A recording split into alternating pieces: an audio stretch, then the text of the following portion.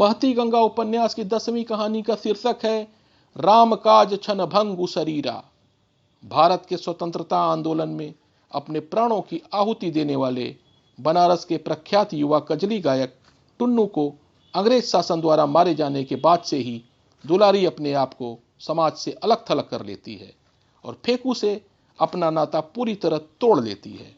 मात्र 6 माह के परिचय में ही दुलारी का टुन्नू के प्रति जो निस्वार्थ प्रेम का दीपक उसके मन मंदिर में जागृत हुआ था, वह बार बार दुलारी के अंतरात्मा को झकझोरता था और उसके मन में बस यही विचार आता था कि जीते जी तो मैं टुन्नू की न हो सकी, शायद अपने जीवन को समाप्त करके मेरी ये अधूरी अभिलाषा पूरी हो जाए। टुन्नू को मरे लगभग 8 माह हो गया था। अगहन माह की ठंडी रात थी। दुलारी बनारस के आदि केशव घाट की अंतिम सीढ़ी पर बैठी अपनी ही धोती से अपने हाथ पैर बांध रही थी। दुलारी अपने हाथ पैर लपेटकर बांधने के बाद पानी में लुढ़क गई। दूसरी ओर दुलारी के घर के ठीक सामने बेनी तमोली की पान की दुकान थी और बेनी की पत्नी आदि केशव घाट पर कुछ दिन पूर्व डूबकर मर गई थी। इस कारण बेनी अक्सर आदि केशव घाट पर अपना उदास मन लिए गंगा के किनारे किनारे लहरों से यह पूछने चला जाता था कि गंगा मां, मेरी पत्नी को आपने कहां छुपा लिया। लेकिन आज घाट पर दुलारी को गंगा में डूबते देख बेनी ने दुलारी को बचाने के लिए छलांग मारी और वह जब उतराया तो उसके हाथ में दुलारी की चोटी थी। दुलारी को बंधन मुक्त कर सीढ़ी पर लिटा देने के बाद बेनी दुलारी से जरा हटकर बैठा रहा। तत्काल पानी से निकाल लिए जाने के कारण दुलारी भी शीघ्र ही स्वस्थ होकर उठ बैठी और बेनी से उसने तुरंत प्रश्न किया, का हो बेनी, तू हमके काहे निकसला है? बेनी ने कहा, कौनो गुनाह नहीं कैली है दुलारी, तोहके गंगा से निकाल के। डूबे में बड़ा कष्ट होला, हमार मेहररुओ डूब के गायब हो गई। दुलारी बोली, अच्छा नहीं कैला बेनी, कलेजे में बड़ी आग हो, मर जाई त ई आग ठंडी हो जात। दुलारी ने हसरत भरे स्वर में कहा। बेनी भी जवाब में कुछ कहने ही जा रहा था कि किसी ने ऊपर से कहा, यह आग पानी से नहीं, तिल तिल कर जिगर जलाने से ठंडी होती है। दुलारी और बेनी ने दोनों ने एक साथ आंखें ऊपर उठाई। ऊपर देखा कि 4-5 सीढ़ी ऊपर बड़े ही मैले कुचैले परिधान में एक प्रौढ़ा नारी खड़ी है। उसकी उम्र 53-54 वर्ष के आसपास थी। अब भी उसके रूप में तेज था, शरीर कमजोर था, किंतु चेहरे पर लकीरें बहुत कम थीं। दोनों उस नारी की ओर एकटक देखते रह गए थे। उसने पुनः कहा, अगहन की सांझ है, भींगा रहना ठीक नहीं, मेरे साथ आओ। उसके स्वर में आदेश की गूंज थी।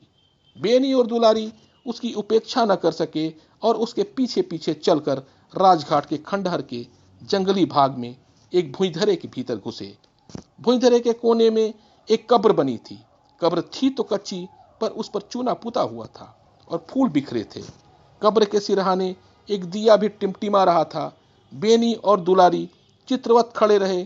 खूंटी पर टंगे झोले में से एक धोती निकालकर दुलारी को देते हुए अपरिचित नारी ने कहा, देखते क्या हो, यह उस बहादुर की मजार है जो मोहब्बत तक को खुदा समझता था और जिसने खुदा के नाम पर अपनी जान दे दी।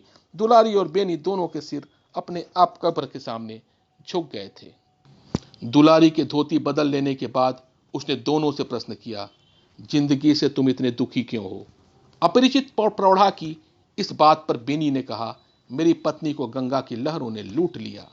बेनी की इस बात पर प्रौढ़ा ने पूछा, क्या तुम्हें अपने आशिकों मासूक खोकर उनकी कोई निशानी हाथ न लगी जिसे तुम अपने प्यार की एवज में प्यार कर सकते हो, उसे देखकर मरे के नाम पर जी सकते हो?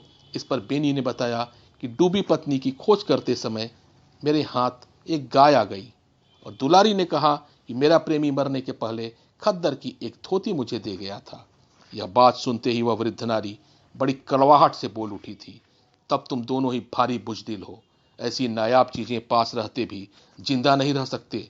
दुलारी ने दबी जबान से उसे जवाब दिया कि दुख में जिंदगी बिताना बहुत ही मुश्किल है। दुलारी की इस बात को सुनकर वृद्ध नारी ने दुलारी को डांटते हुए कहा, गलत, बिल्कुल गलत। दुनिया में सबसे सहज काम है सुख में भी दुख से मर जाना और सबसे मुश्किल काम है दुख में भी सुख से जिंदगी बिताना। वृद्धा की इस बात पर दुलारी को हंसी आ गई।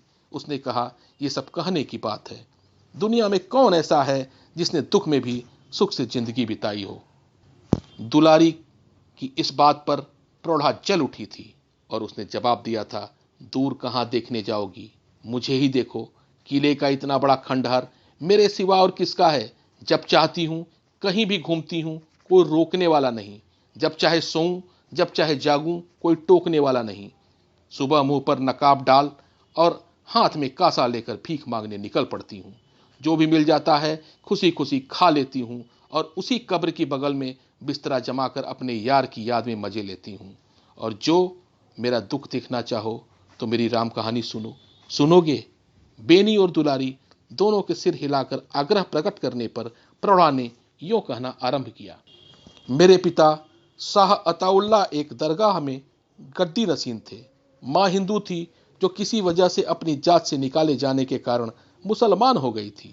बाप ने मेरा नाम आसमान तारा रखा था, लेकिन माँ मुझे सितारा कहकर पुकारती थी। लेकिन मैं होश संभालने पर खुद को अपने को जमीन का चांद समझती थी। मेरी उम्र पूरी 15 साल थी जब मेरी शादी हुई थी। मेरे शौहर शाह साहबुद्दीन इतने खूबसूरत थे कि जो उन्हें देखता देखते ही रह जाता था।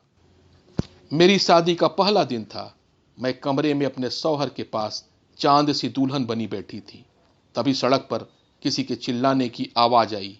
कोई चिल्लाते हुए दौड़ रहा था कि बनारस के हिंदुओं और मुसलमानों सुनो, 80 पर पानी कल बिठाने के लिए श्री सीताराम का प्राचीन मंदिर तोड़ा जा रहा है। आज मंदिर टूट रहा है, कल मस्जिद टूटेगी, बचाओ बचाओ।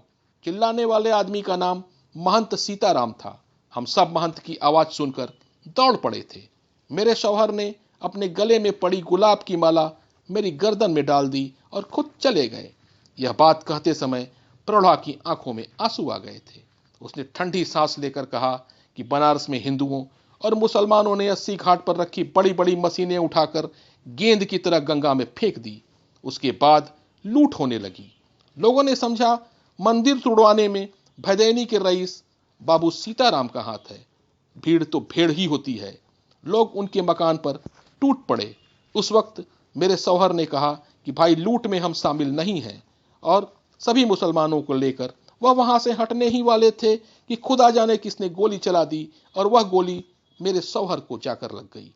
भीड़ भाग निकली, मगर वह किसी तरह गंगा किनारे पहुंचे और वहीं गिर पड़े।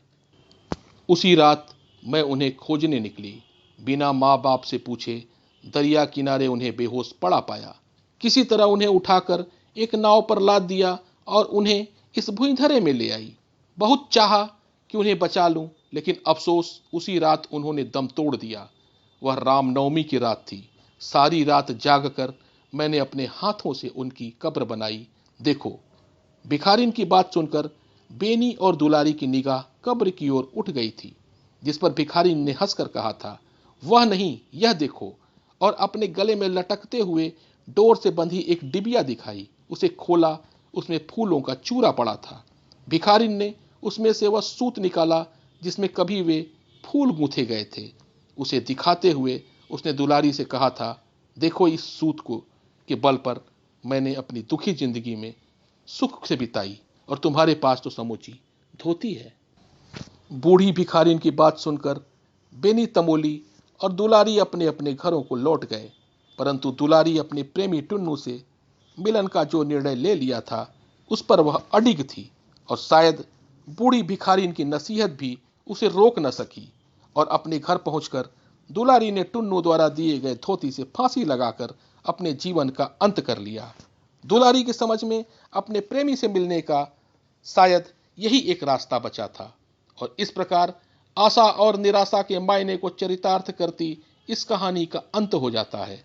बहती गंगा उपन्यास की 11वीं कहानी का शीर्षक है यही पार गंगा वही पार जमुना, की प्रस्तुतिकरण आप सबके समक्ष अगले अंक में साझा करूंगा। धन्यवाद।